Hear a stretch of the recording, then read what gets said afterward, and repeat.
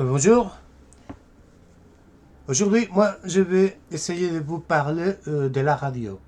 La radio, c'est une des meilleures inventions de ces dernières décennies qui occupe une place absolument importante, vraiment importante dans la vie quotidienne d'un grand nombre de personnes.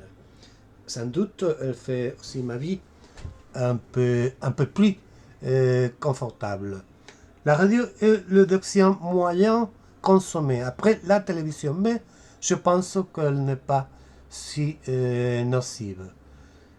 La radio est le moyen d'accompagnement par excellence, la plus proche à l'auditeur, car il peut l'emporter n'importe où.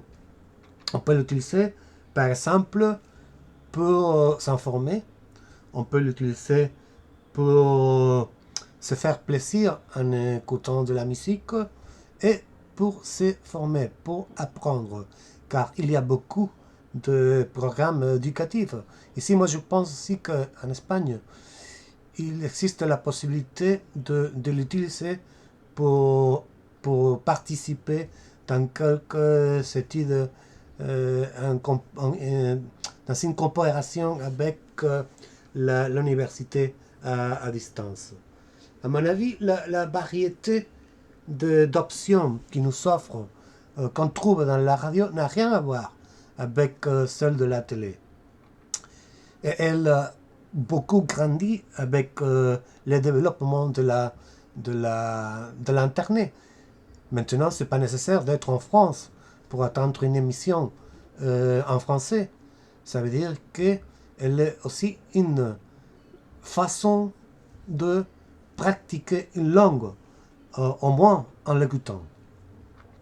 La radio n'est pas vraiment un moyen, on va dire, honoré, car en plus, elle est facile et flexible pour l'utiliser. Et aussi, plus rapide que le reste des moyens. On dirait qu'elle est plus proche aux citoyens. C'est le premier moyen à fonctionner 24 heures sur 24 heures. En conséquence, le premier instrument du durée. Maintenant, elle continue. Elle continue comme ça parce que on peut suivre l'information d'heure en heure et quelquefois aussi en temps réel.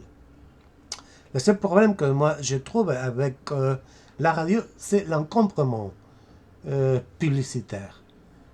Mais ce n'est pas un problème exclusif de la radio. Il faut seulement d'allumer la télé et d'attendre quelques instants pour se rendre compte.